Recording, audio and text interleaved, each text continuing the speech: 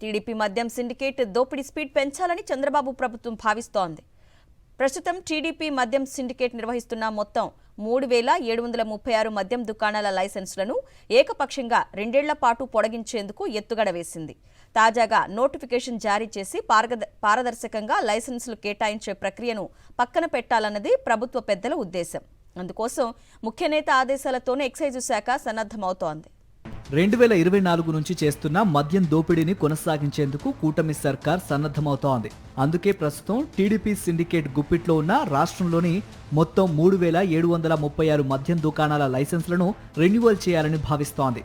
ప్రస్తుతం మద్యం దుకాణాలకు అనుమతించిన 2 ఏళ్ల లైసెన్స్ గడువు ఈ ఏడాది అక్టోబర్ మొదటి వారంతో ముగుస్తోంది.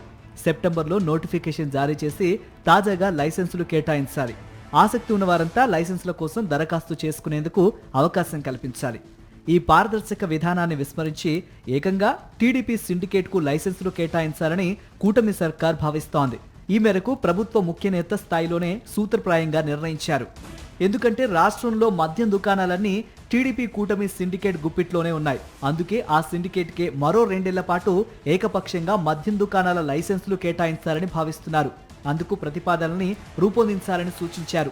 కాగా 2024లో లైసెన్సుల కోసం దరఖాస్తుల ఫీజు రూపంలోనే ప్రభుత్వానికి 1800 కోట్ల రూపాయల ఆదాయం వచ్చింది.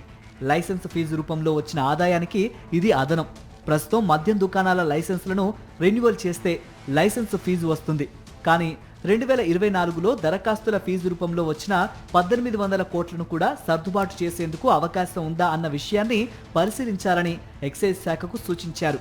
దీనిపై తుది నిర్ణయం తీసుకుని టీడీపీ మద్యం సిండికేట్కు మరో 2 ఏళ్ల పాటు లైసెన్సులు ఏకపక్షంగా పొడిగించాలన్నది ప్రభుత్వ ఉద్దేశం. 2024లో చంద్రబాబు సర్కార్ అధికారంలోకి రాగానే మద్యం విధానం ముసుగులో దోపిడీకి తెరతీసింది.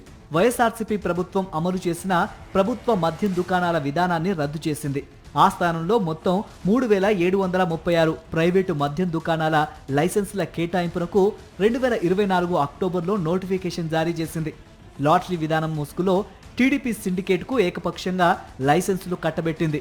సిండికేట్ సభ్యులకు కాకుండా ఇతరులు ఎవరూ లైసెన్సుల కోసం దరఖాస్తు చేయకుండా పోలీసులు, ఎక్సైజ్ అధికారులతో బెదిరించారు.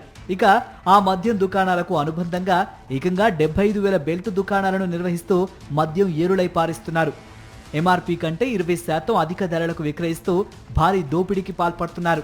2014 నుంచి 2019లో అప్పటి చంద్రబాబు ప్రభుత్వ హయాంలో మద్యం దోపిడీ విధానం ముసుగులో 25,000 కోట్ల రూపాయల దోపిడీకి పాల్పడిన టీడీపీ సిండికేట్ ప్రస్తుతం 2024 నుంచి 2029 కూటమి ప్రభుత్వ హయాంలో అంతకు రెట్టింపు దోపిడీకి గురిపెట్టింది. అందుకోసమే టీడీపీ సిండికేట్కు మద్యం దుకాణాల లైసెన్సులను మరో 2 ఏళ్ల పాటు పొడిగించాలని భావిస్తోంది. దీనిపై త్వరలోనే తుది నిర్ణయం తీసుకునే అవకాశం ఉంది. ప్రభుత్వ మద్యం పాలసీ ముసుగులో మంత్రి మండలిలో ఆమోదించి ఈ దోపిడీ విధానానికి రాజముద్ర వేయాలన్నది ప్రభుత్వ పెద్దల పన్నాగం. అది సంగతి.